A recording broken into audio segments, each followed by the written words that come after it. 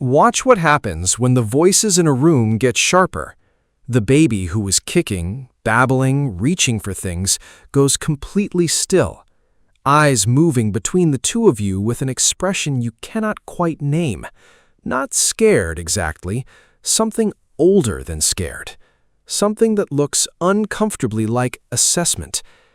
Most parents tell themselves the same thing in that moment. They do not understand what is happening. They are too young to know what this is. Then the argument continues or stops or moves to another room, and the baby stays quiet for a little longer than feels normal, and nobody talks about what just happened. Researchers have been studying that silence for 30 years.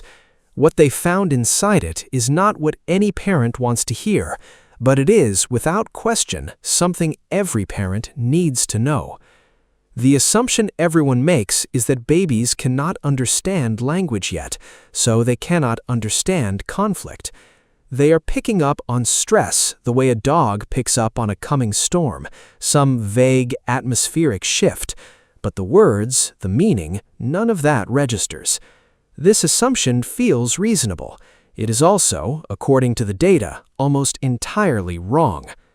In 2012, Dr. Alice Graham and her team at the University of Oregon published a study in Psychological Science that changed how developmental neuroscientists think about infant conflict processing.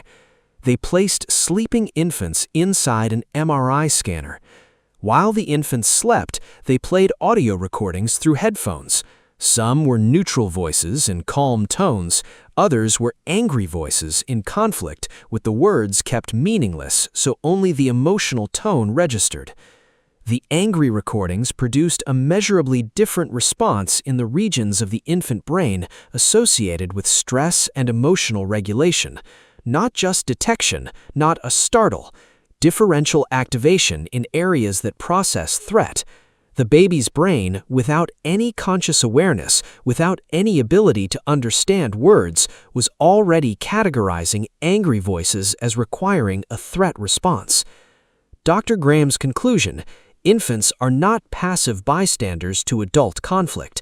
They are involuntary participants, and their nervous systems are responding in ways the infants themselves have no capacity to control.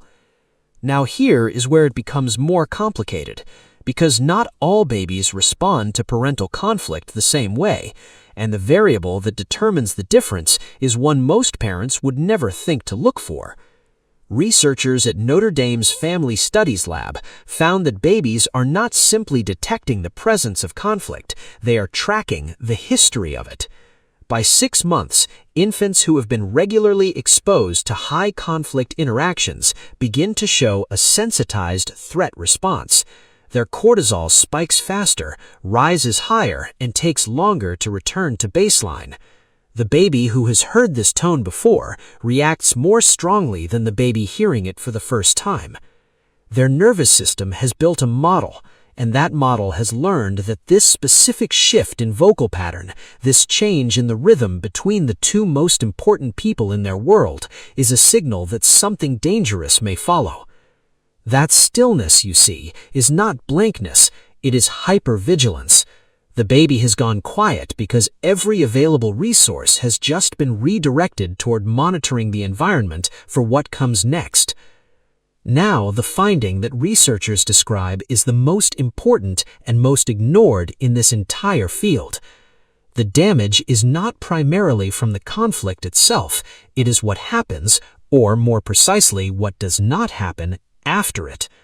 A landmark study from the University of Rochester tracked families across the first 3 years and measured conflict frequency, intensity, and, crucially, resolution patterns.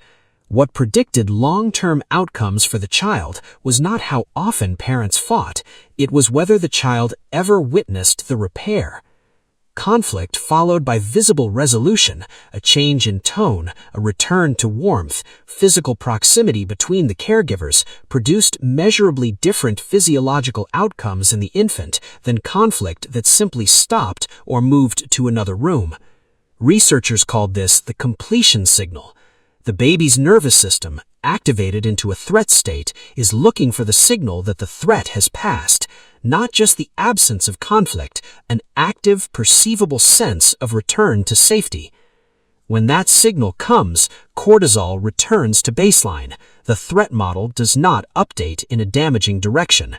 When the signal never comes, when the argument just ends and silence fills the room, the nervous system stays elevated. And over months and years of this pattern, that elevated state becomes the baseline. The baby learns below any level of conscious understanding, the tension between these two people never fully resolves.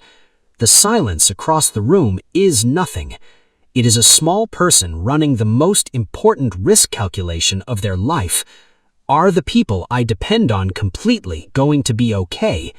And everything they have right now is dedicated to figuring that out. They deserve an answer. The answer is not pretending conflict doesn't happen. Researchers are clear that conflict between caregivers is normal, inevitable, and not inherently damaging. What damages is unresolved conflict, chronic conflict, and conflict whose aftermath is invisible to the child. The single highest impact thing parents can do, according to the data, is let the baby see the repair. Not a performance of happiness, just the return to warmth, the normal voice, the two of you back in the same space, with the temperature returned to something that feels like safety. The baby who went still during the argument is still watching. They are watching to see how this ends. And how it ends is what their nervous system will remember far longer than the conflict itself. Subscribe. Every week, more of the science that changes how you see your baby's inner world.